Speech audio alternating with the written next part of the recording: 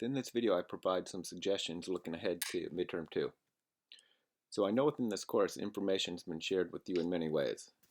Just a few that I've used as an instructor: Perusal Mastering Chemistry, Zoom lectures, referring to the e-text. That's a lot of information coming from different directions. So what do successful students do with all this? They take the information and they transform it. They put it together in a way that makes sense for them. I looked online and you can find what are called condensed summary sheets for many chemistry classes. Here's one that I found for organic chemistry. For about $19, they'll give you this condensed summary.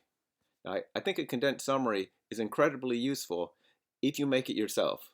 Buying a prepared version like this, it would be close to useless because it misses the key steps. The key steps within the process: the student identifies the learning objectives, makes sense of the different topics, explains the ideas to themselves, and includes representative applications, different ways those ideas are used. I highly recommend that as we head towards the test. So I'm curious, have you already prepared your own summary for chapters 4, 5, and 6? If so, I'm curious, what does it look like? Tell me a little bit about the process.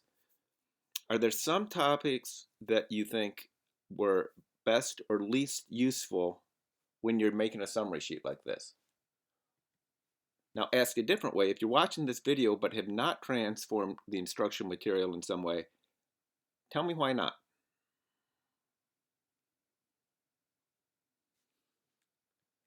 Say if you have not yet done so, or you don't have what you feel is a strong summary, it's not too late.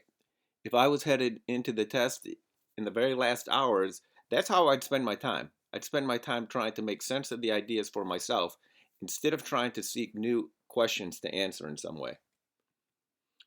Now, as far as prepared resources for this exam, what you can use, when I looked within Carmen, there's this outstanding study guide that lists different exam question topics. Those are the different learning objectives, paired with different lecture videos, and also for the different practice tests, a really good feedback guide that can direct you to different questions within the textbook so you can practice more. You can use the feedback and address your weaknesses. Now, my contribution, what I'm trying to do in this video, are there different things to look out for when answering questions in chapters 4, 5, and 6? That's what I'm going to try to attend to, especially for chapters 4 and 5. So, looking first at chapter 4. Here's a question involving oxidation numbers. For something like this, there is no shortcut.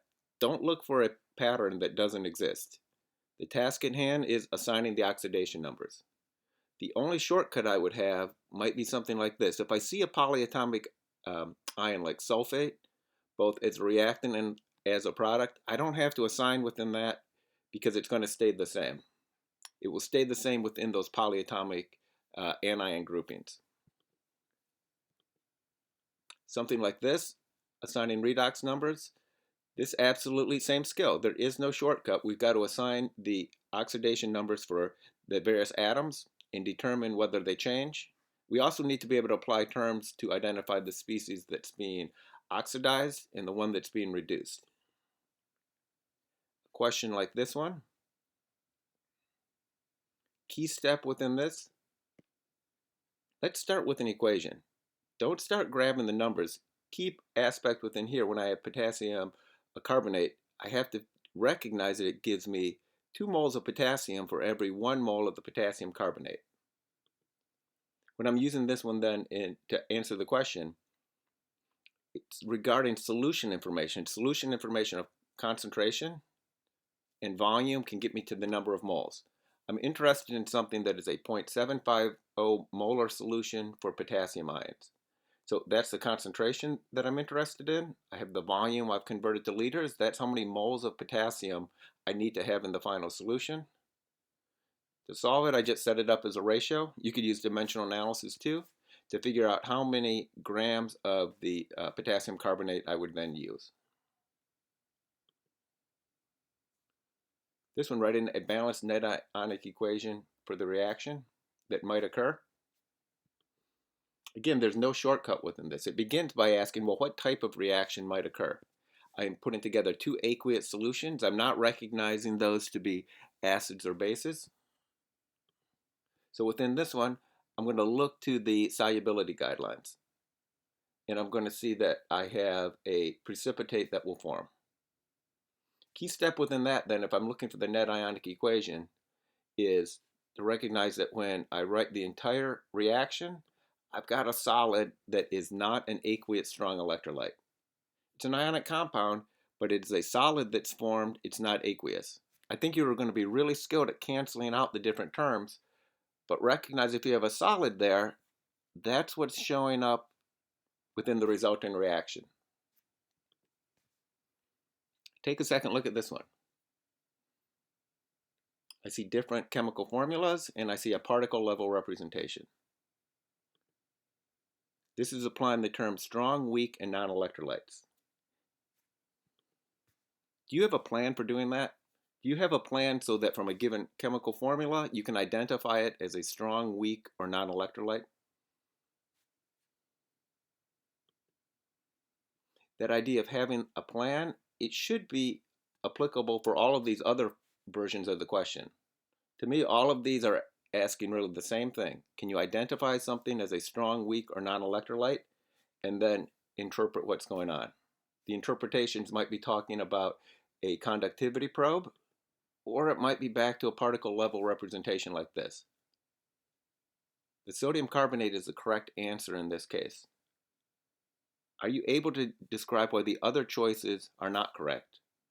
How would those other ones look at the particle level?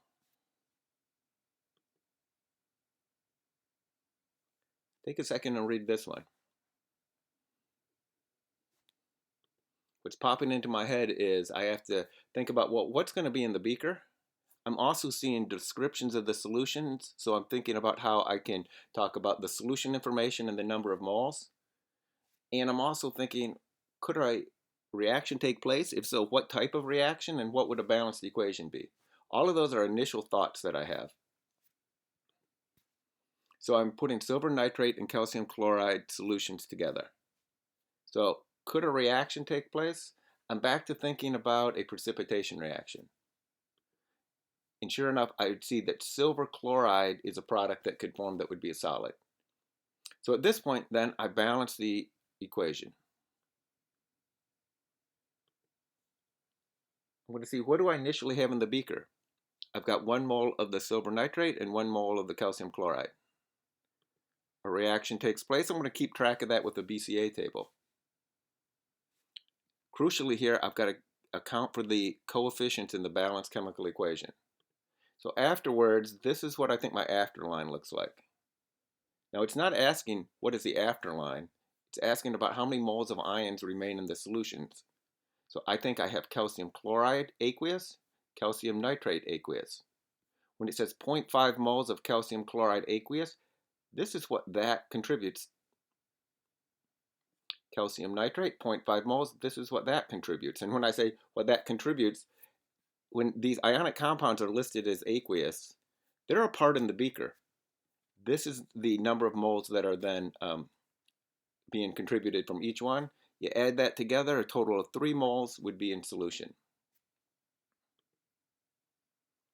Here's another one. This brings together several ideas within the chapter. So this is describing a scenario with 2 different steps taking place. In step 1, I'm going to begin by saying, well, what type of reaction is that? That's an acid-base reaction, hydrochloric acid reacting with my strong base sodium hydroxide. Here would be my balanced chemical equation for that. They're reacting 1 to 1. I have 1 mole of each of those because I have 1 liter times 1 mole per liter. That will be giving 1 mole of the acid, 1 mole of the base. Both of those will get used up, and I'll be forming 1 mole of the salt, sodium chloride, and 1 mole of water. So after that neutralization reaction, I think I have a solution now of sodium chloride in water. And to that, I'm going to add some silver nitrate. So now this is the reaction I'm thinking about. I'm back to my solubility guidelines, and I see that silver chloride is a solid precipitate that would form. That's what it means to say that we have a precipitate form, and the resulting solution is neutral. It's neutral because I don't have any extra acid or extra base. Now, I could have that first reaction take place, and perhaps I'd have leftover acid or base.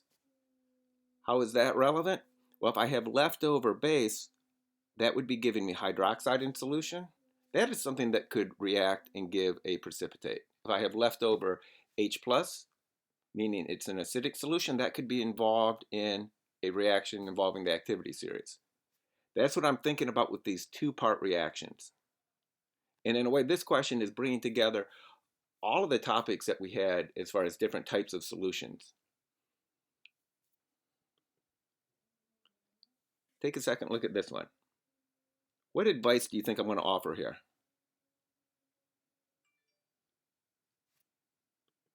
It's got to be to write a balanced equation to start with. That's going to be the crucial step within here, not grabbing the numbers and starting to use them. I know that the key error within this will be failing to write a balanced chemical equation. Here's another example. Acetic acids reacting with calcium hydroxide. Please write a balanced equation for this one. I'm really certain that students missing this question will use M1V1 equals M2V2 incorrectly. Almost every student that misses this, that's what they're going to use because they're not going to write a balanced equation.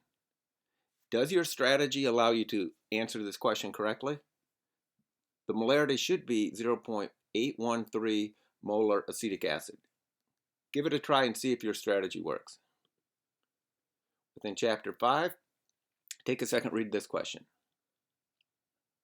What's popping into my head on this one is back to our representations of potential energy, where our reference value is our particles are far apart from each other. If they're attracted and come together, they're moving to a smaller, a more negative potential energy. And if the charges are the same and there's a repulsion, then it's becoming a positive potential energy. What are ways that we can move to this lower potential energy value? The particles that are attracted to each other can move closer together, or we could have a greater charge on the particles. Instead of being +1 and -1, they could be +2 and -2. Key thing is having this conceptual understanding and then seeking to see how it applies. Another one that I think combines sort of definitions and a conceptual understanding is this scenario.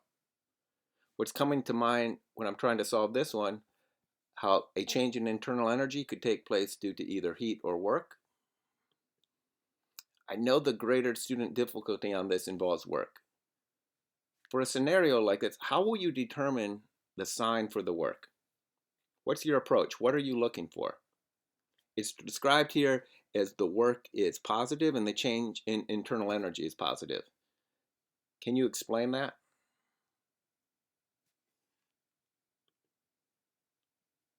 How about this one? Can you answer this?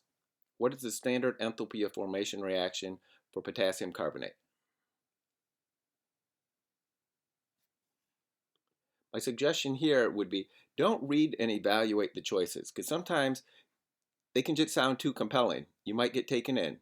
Instead, just take a moment and write the equation yourself. And after you have that, look to see if you can find the correct answer. We're looking for the elements in their standard states. And fractions are okay as far as coefficients because we're making 1 mole of the product. For something like this, predict which of the following is an exothermic process. We can't answer that ahead of time. We've got to look and evaluate the choices.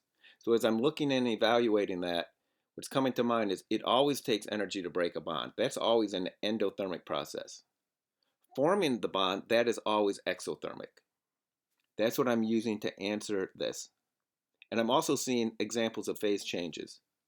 I want to understand if different phase changes are endothermic or exothermic. That same format we've also seen when we were asked to rank different enthalpy values.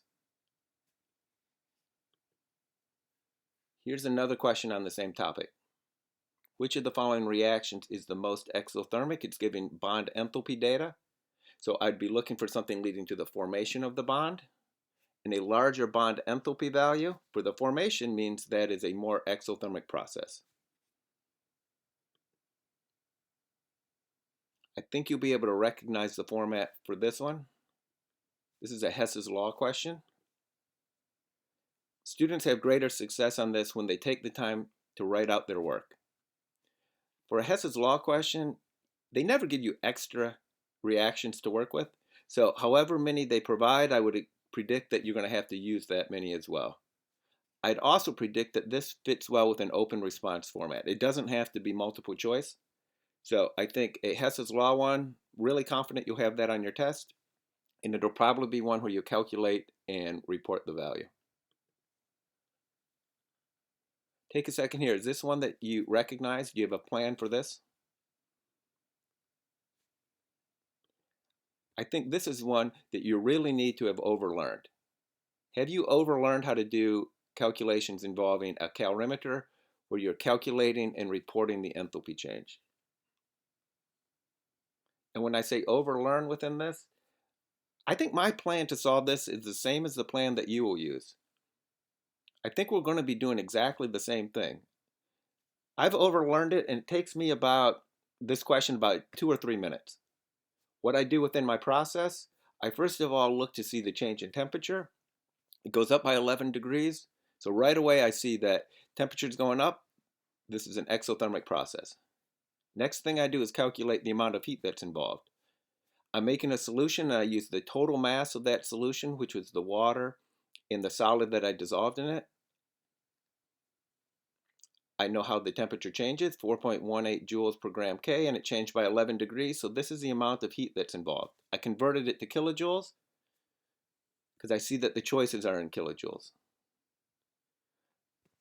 I'm going to report it per mole of the sample that I used, so I calculated how many moles I had of the calcium chloride, and I report that now in kilojoules per mole. And in that very final step, I make sure that I include the sign. This was an exothermic process, so let's report it with a negative value. Grabbing a piece of paper, grabbing a calculator, writing down the values, this took me about 2.5 minutes. And I think if you've overlearned it, it's going to take you a very similar amount. Chapter 6, I'm going to say very little about Chapter 6. I will point out this one right here. This is one that also is in the category of having overlearned it. Being fluent and being able to go back and forth with E equals H nu and C equals lambda nu, that would be something that you definitely want to have overlearned. Here's 2 other examples on the same skill set. Now, I'm curious, what's your next step here? Are you going to go back and revisit ideas from Chapter 4, Chapter 5, look at ideas from Chapter 6? What's next within your plan?